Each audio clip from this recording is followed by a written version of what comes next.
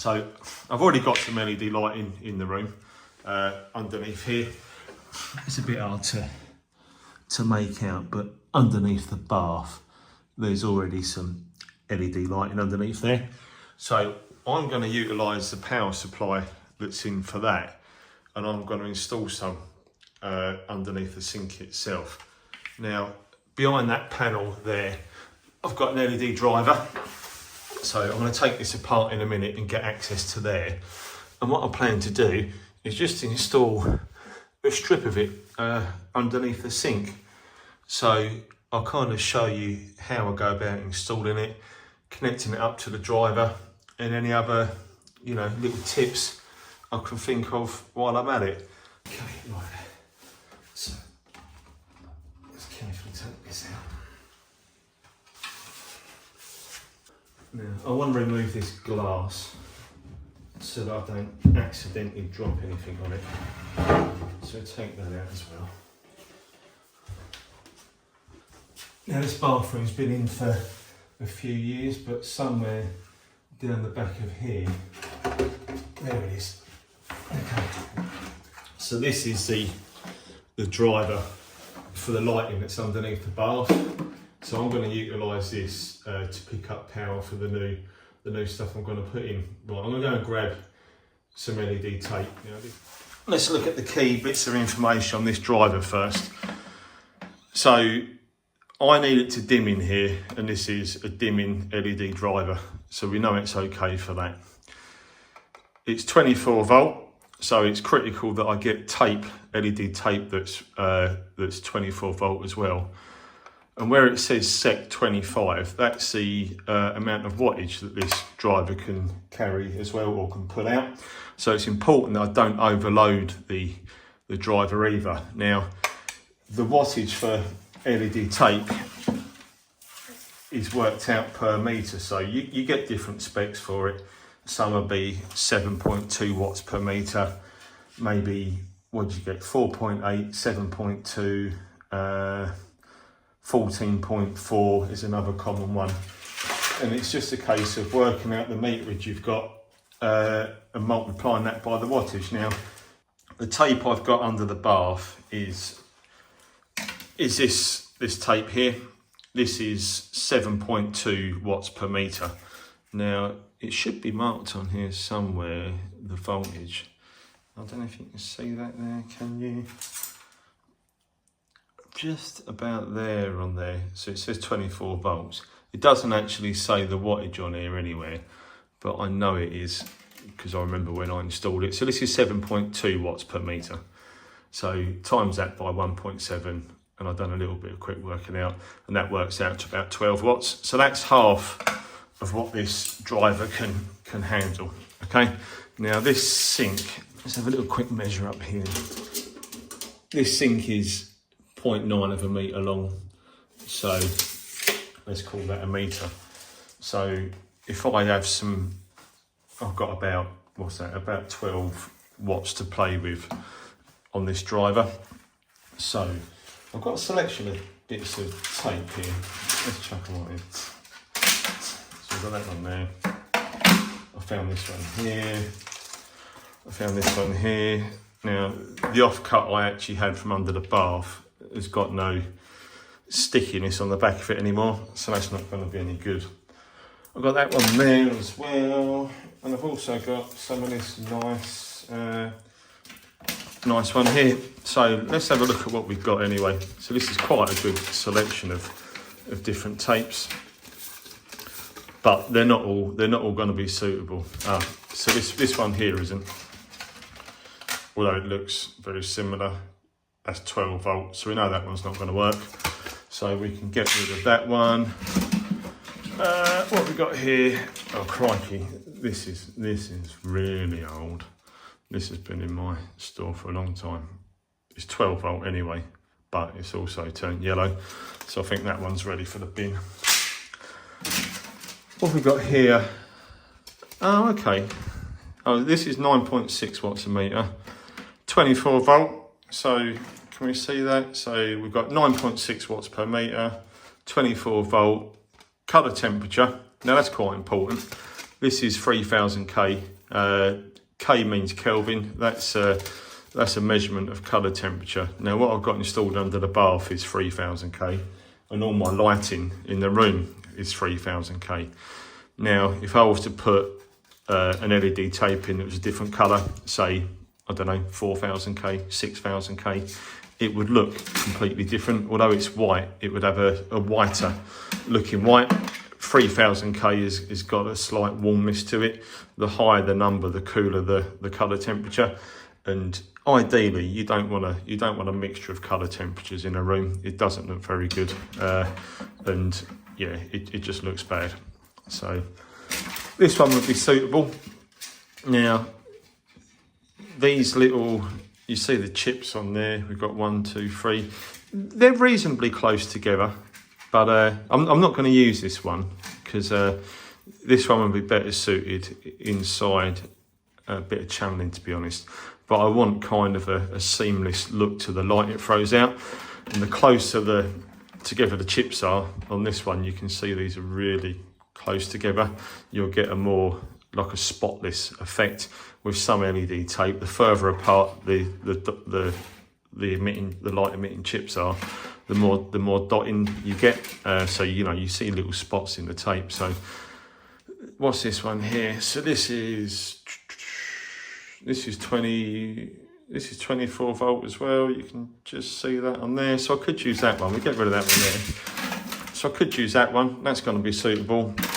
But I've also got, oh, mind the camera. I've also got this one. Now this is completely dotless. This has got a continuous LED. I don't suppose it's really a chip, but an LED emitter inside it that runs all the way down it. This is 24 volt. I don't know what wattage it is. I don't know what you are. I think you're probably 14 watts per meter. I'm just going to look this up and see what this is. I know I've only got the best part of, I don't know, 12 watts to play with. So I need to just make sure that this isn't over that. This is 11.2 watts per meter. So this is actually going to be all right. We're going to use less than a meter of it. So, 11.2. So it's going to draw about 10 watts, which still brings us under the 12 watt, spare capacity that this driver has got. So I'm going to go ahead and take this apart. So this is the primary side of the driver. We don't need to disconnect anything from that. We just need to remove the cabling from this side. So these just use a little push down clip. That's it, and that's out. So let's pop that cover back on. So this is a lot longer at the moment than I need it to be. So we're going to cut this down to length. I need to get a pair of scissors. If you look along here on this one, there's little lines, and they're the only points that you can cut it on. We want to get this measured to the length we need.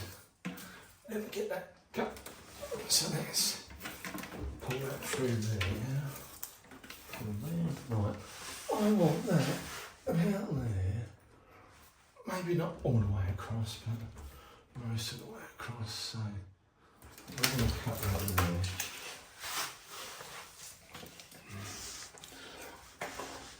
So we cut you just across there, and that is what I need.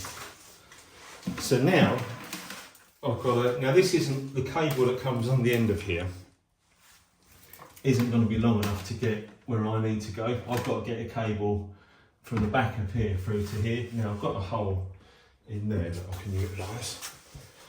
I need to get some cable.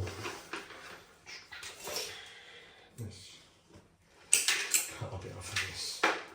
Yeah. I've got a bit of cable here already. Let's feed that through there. So that's going to be long enough to come in here and get to that. And I've then got to join this onto here. So I've got this cable's going to come up, and we can run that around to this side here. This sink Now I can't fix to this sink, this is made of a resin of some sort. So I'm going to have to fix onto there with a glue gun. I think I'll be able to stick that cable in there with a hot glue gun. That'll be alright. So I just need to join onto this. So I'm going to join these cables by soldering them. I'm going to join them around about there like that. I've got a little bit of spare on there, but it'll get me up around the corner that I need to go around. So yeah, I'm gonna cut and solder these, but I need to heat shrink them once they're done. Now, it's quite important to put the heat shrink on the cables first. It's easy to forget that, and then you end up soldering the cables and then realising that you can't actually get it on, and you've got to take it all apart and do it again. So these small yellow pieces would end up covering the this joint, and then I will slide the grey one down over it afterwards to cover the whole thing up. So we want to get these ready to join now.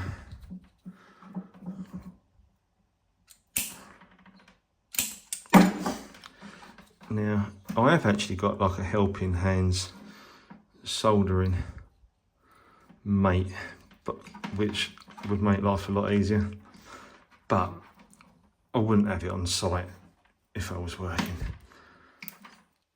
So I'm not gonna go and get it now, really. It's not something I'd be able to use if I was on a job. So I think getting it here now would be cheating, really.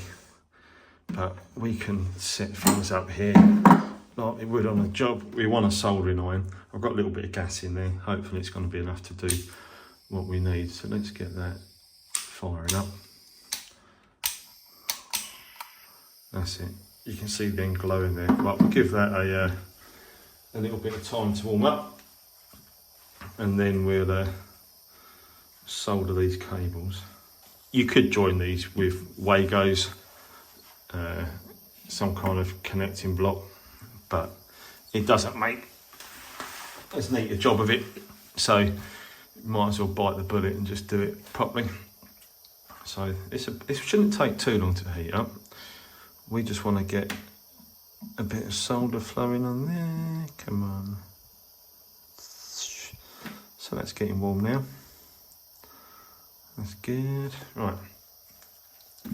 Let's see if we can't heat this up enough to get a bit of solder flowing on there. Come on. That's it.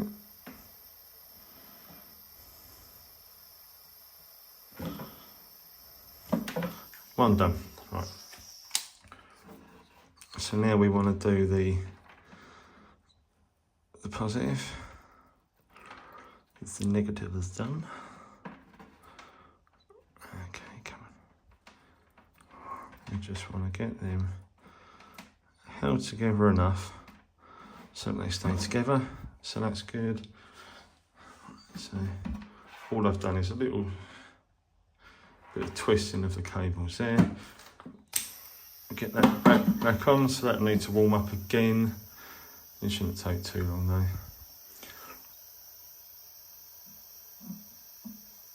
Yeah, that's good already. Right, so next.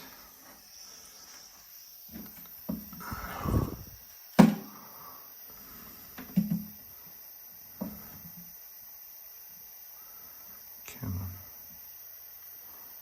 Let's get in there. Yeah, that's flowing nicely now. That's it, it's good. That's the soldering done. This is why you put the heat shrink on first, because then you can slide it on afterwards. Now, I've got a hot air attachment for that soldering iron, but I've also got this nice Milwaukee hot air gun. So I think we'll use this for doing the heat shrink. So let's Look at that, that's nice.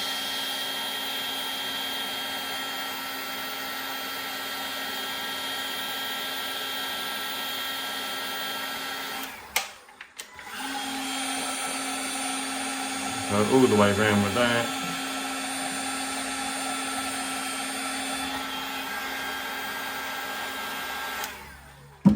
So that it's nicely covered there. Now if we slide that over there, like that, we'll get that lined up there.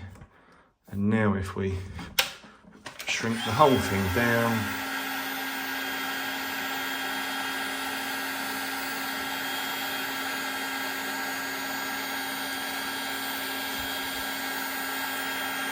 nice.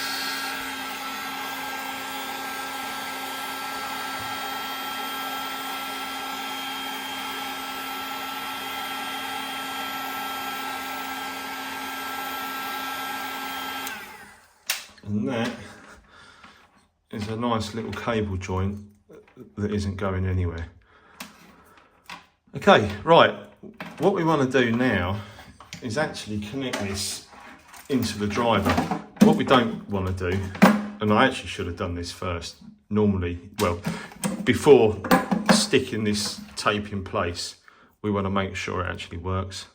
I'm sure it does work because it's new, but I'm just going to hook it up to this driver and just make sure it works before I go too much further.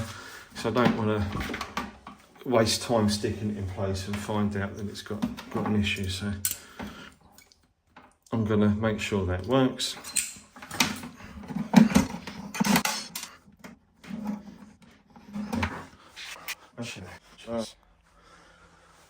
Yes, so that bit of tape works. So now we know that works, we can get it all stuck in place and connect it up properly. Correctly, so we don't need the driver there at the moment. So what we do need to do is join these two cables together and get a cable back to the driver. So once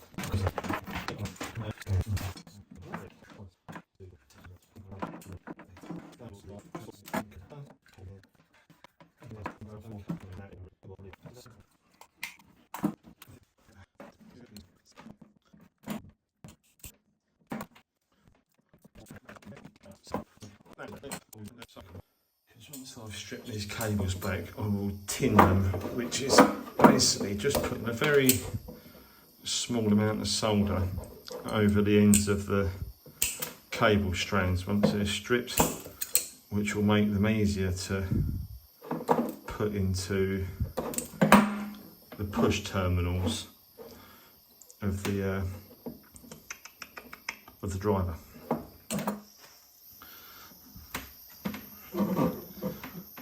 So, is that running? Yep, that's running.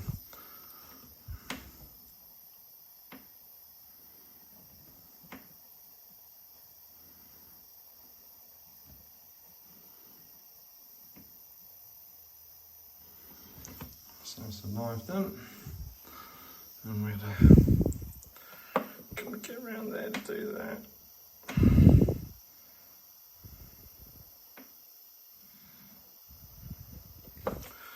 And that's that one there done. Let's just turn that off. So that's them tinned, basically. A little bit of solder on the end. And then we get no strands sticking out. So we trim them down a bit because they're too long at the moment to push into the driver. These back into the terminals on that. So my hand's probably in the way. Okay. So they're now back into there. They're not going anywhere. We get the cover on this. Let's have a little clear up. Then we get the tape stuck in place. The cable glued into position where I need it to go.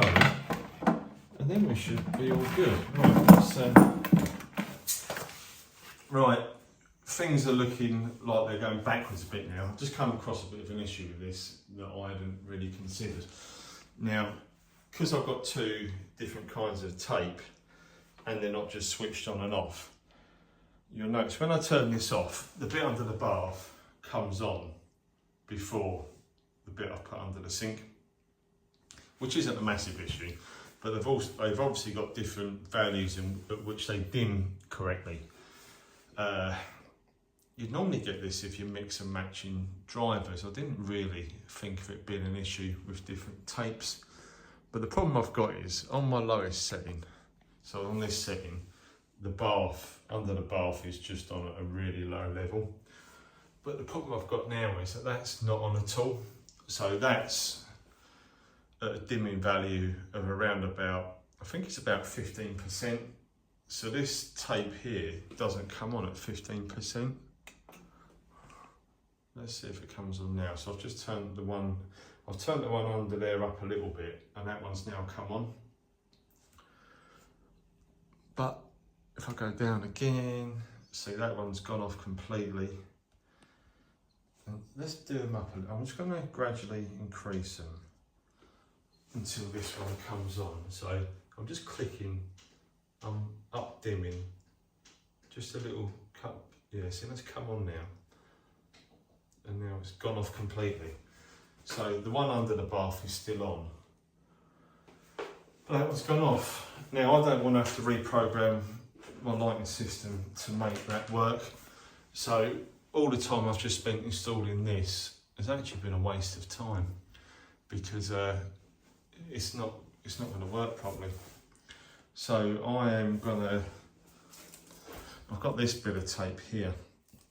I don't want to change the bit under the bath, that's too much work.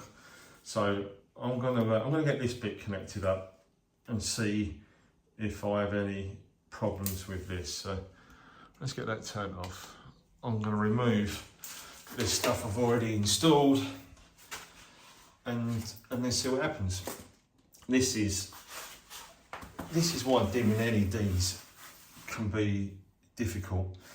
It's there's so many little issues you can come across, and this is even in my own house. So you know, if this was on a job, I'd be screwing at the moment. But luckily, you know, I've got some bits laying around that I might be able to still make this work with. So let's see what happens when I rig up another tape, and we'll see how we get on. Right, so I've connected this one up here. This is a different brand of tape, but it's connected up exactly the same as that spot this one was.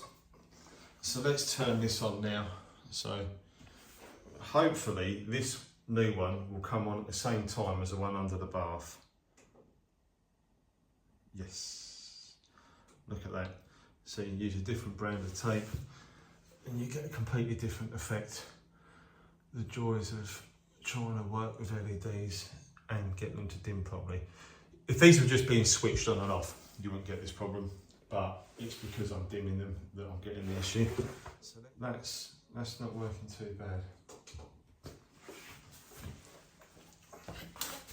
And it should just go off.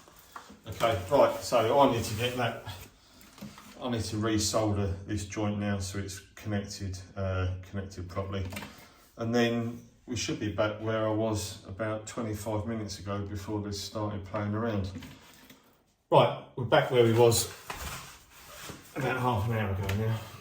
Okay, let's get this in place again. Need to get that up there. Cut to length. So that about there.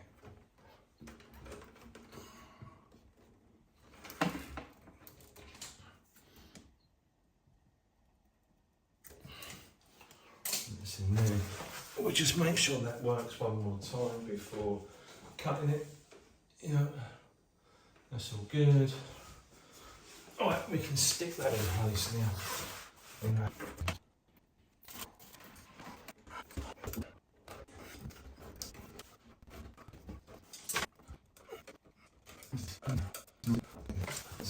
Test that again. Nice. That is better. Good. I've got a Milwaukee hot glue gun.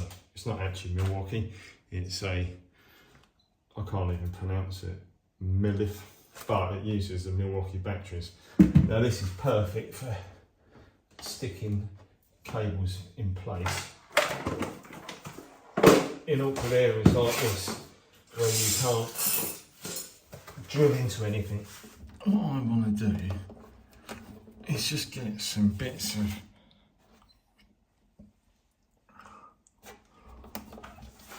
this is going to be awkward to film.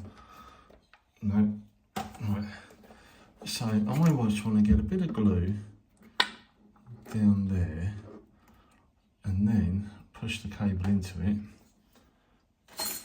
without getting my fingers on it, and that should hold that fine.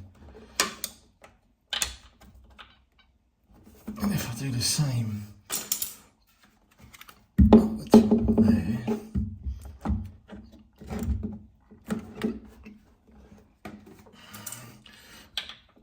that should be alright. So we'll hold that there until that.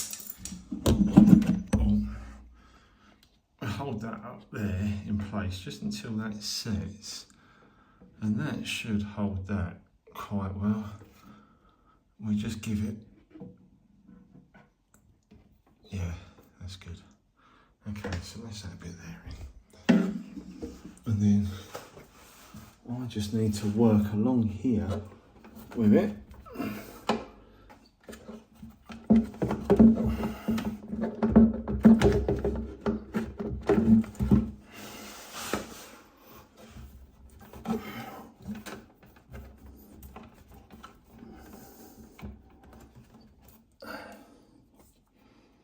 It's hot.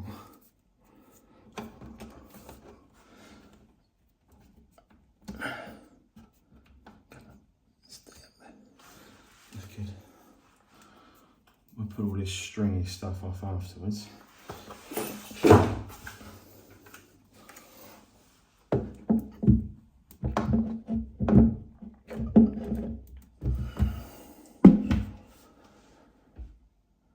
Give that a bit of time to set before moving it again.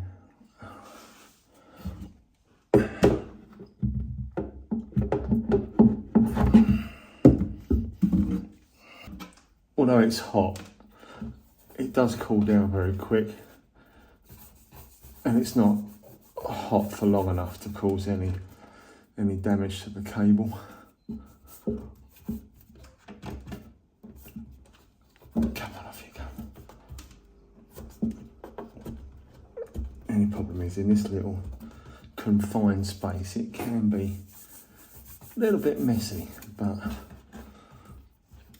I'm never going to look up here, so it don't matter too much. Right,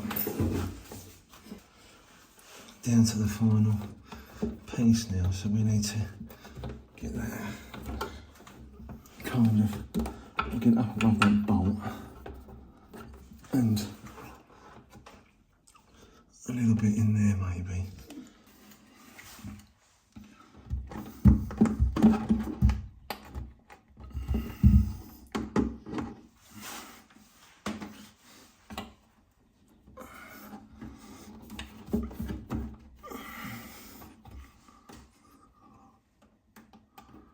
Right, that's the last bit going in there.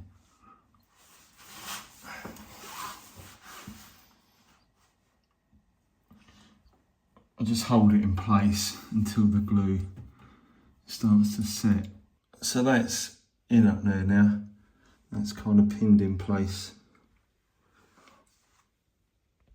Up there, as you can see, it's not going anywhere. The glue sets nice and firm on that.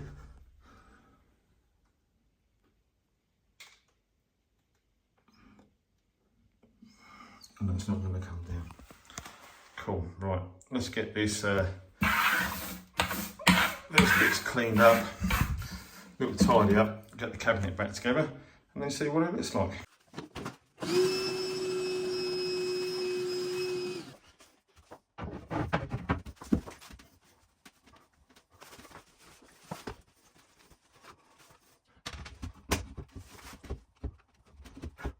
Right, that's all in now, so we'll give it a turn on and see how that is.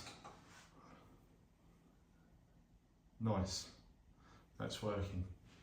Now it should go off at the same time or almost the same time as the lighting underneath here, which is still on, and that is on just faintly under there. Switch it right off, and that goes off, and back on again, and back on.